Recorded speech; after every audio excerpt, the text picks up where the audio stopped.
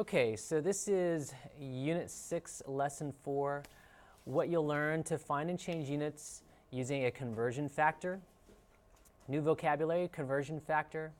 Why learn this? A conversion factor is a rate that equals 1.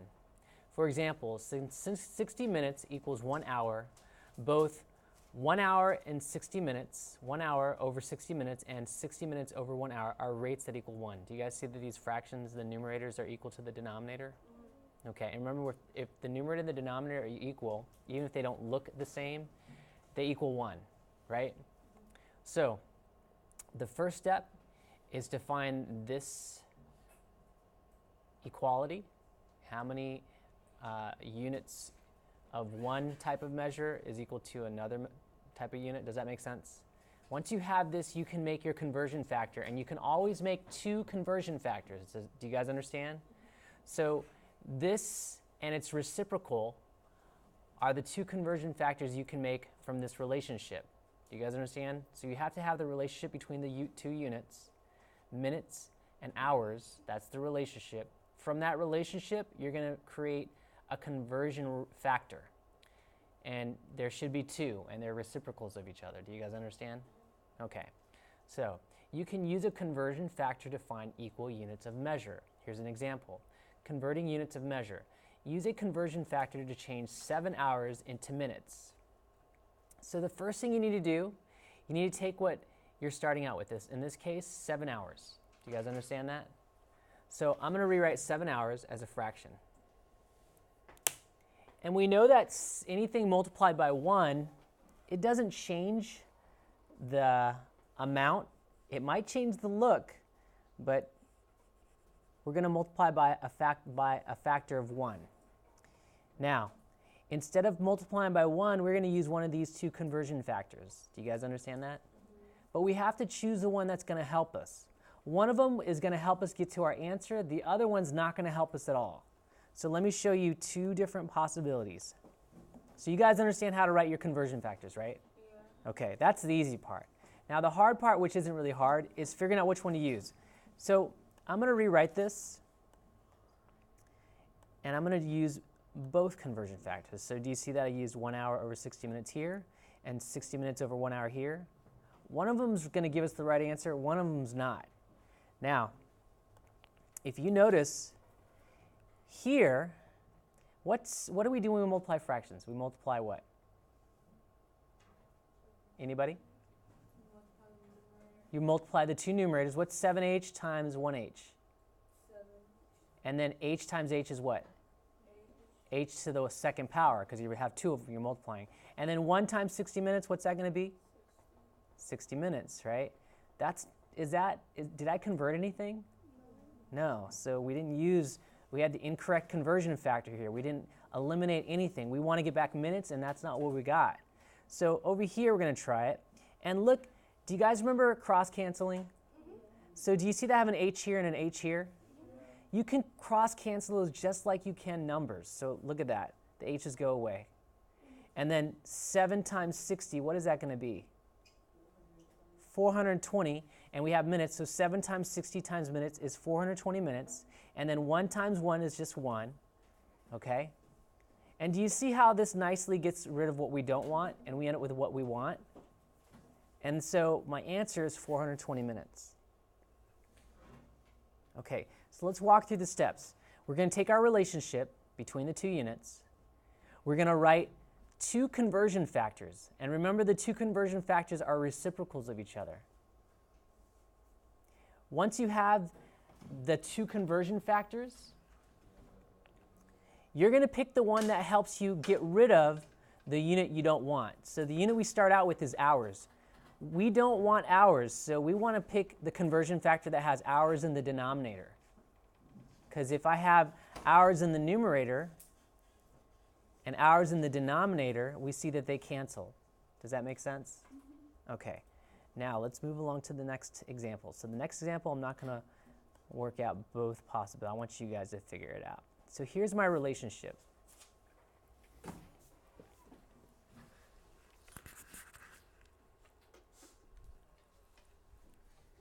So we have this relationship. okay? We're going to use that to write my two conversion factors. And the two conversion factors, you see I'm just using the information from the relationship between centimeters and inches. Now I got this from the chart over here. Do you guys see the chart over here? Now some of these with the little squiggly equals, that's about equal to, okay? It's a big decimal, so they just rounded it to the, in this case, the nearest hundredths. Here is the nearest tenths. But you're still going to treat these as if they're equal, and you're going to write a conversion factor from that box. Does that make sense? So here, this is from this box length. 1 inch equals 2 and 5400 centimeters. And so we have these two conversion factors. What I need you to do is I need you to convert 15 inches into centimeters. And so remember the first step. Who can tell the class what the first step is? Isaiah. Okay, what's going to be written as a fraction? Well, can you speak up? I can't hear you. Right. We're going to rewrite that as a fraction. How do we write 15 inches as a fraction? 15 over 1. Okay, we're going to multiply it by a conversion factor that's equal to 1, right? So let's go ahead and do that. Which conversion factor am I going to use? This one or this one? The first one or the second one that I have? And why did you choose the second one?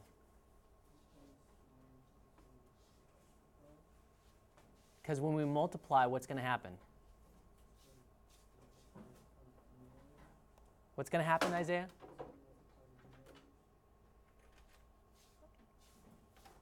Okay, but why did you choose this second conversion factor?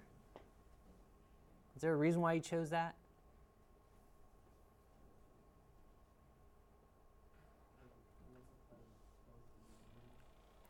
So let me go ahead and choose. I took the second conversion factor and I put it right here. Why did you choose this conversion factor? Can somebody help him out? He's right. This is the conversion factor we're going to use, but why is that the right one?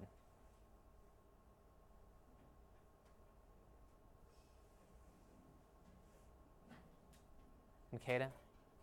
We're using that one because if we use 1 inch over 254, we're not going to get the answer back. Because we're going to answer back in centimeters, right? Yes. So we're back in centimeters. So if we use 1 inch over 2.54 centimeters, we're going to get it back in inches. Not Inches squared over centimeters if we use the first one. But if we use the second one, what happens? Then we'll get it back in. Why do we get back the units we want, which is centimeters? What happens to the inches? We cross cancel the inches and they go away, right? Because if I have inches in the numerator and the denominator over here, they cancel out, right? Okay, so now they cross cancel, and now what I need you guys to do is I need you to practice multiplying these decimals, because that's, for some of you guys, you're still messing up the place of the decimal. So multiply that out really quickly.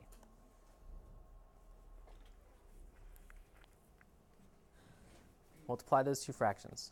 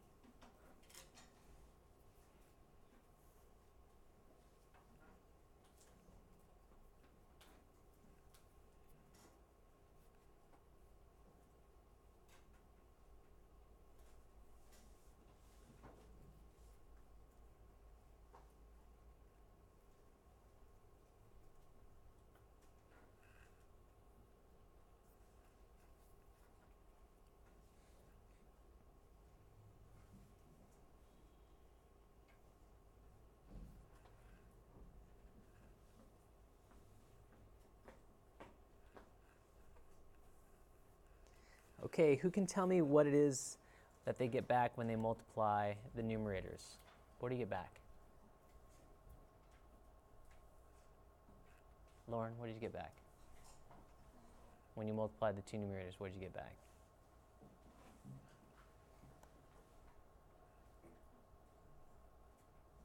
Did you work it out? Who worked this out? Fatima? You got what? 38? That's correct. 38 and 1 and 0.10, but that's 38 and 10 hundredths, but we don't need the 0 at the end.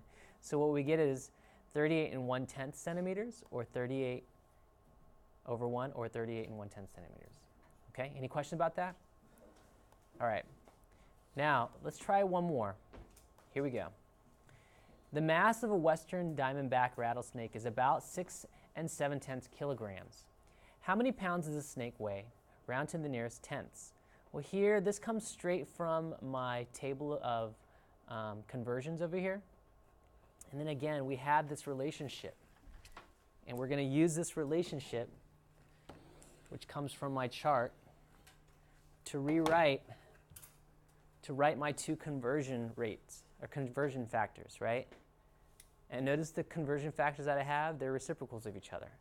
So you guys work this out really quickly. Really quickly. We're almost done. This is the last problem. That's it.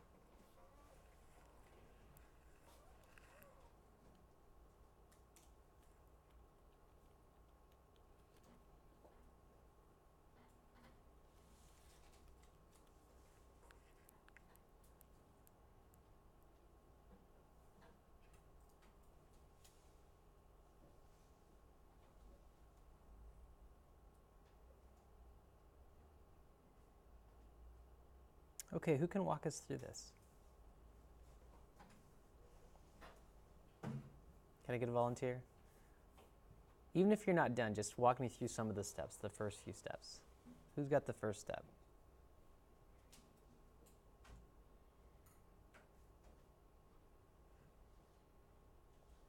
First step, anybody? Besides the same people? Leonardo, what's my first step?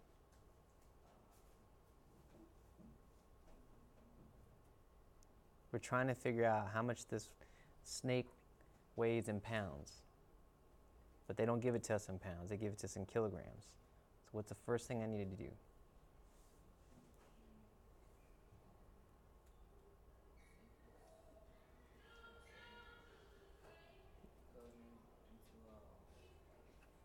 Yes, I'm going to make 6 7/10 kilograms into a fraction. Very good, that's the first step. Boom. I got to multiply it by 1.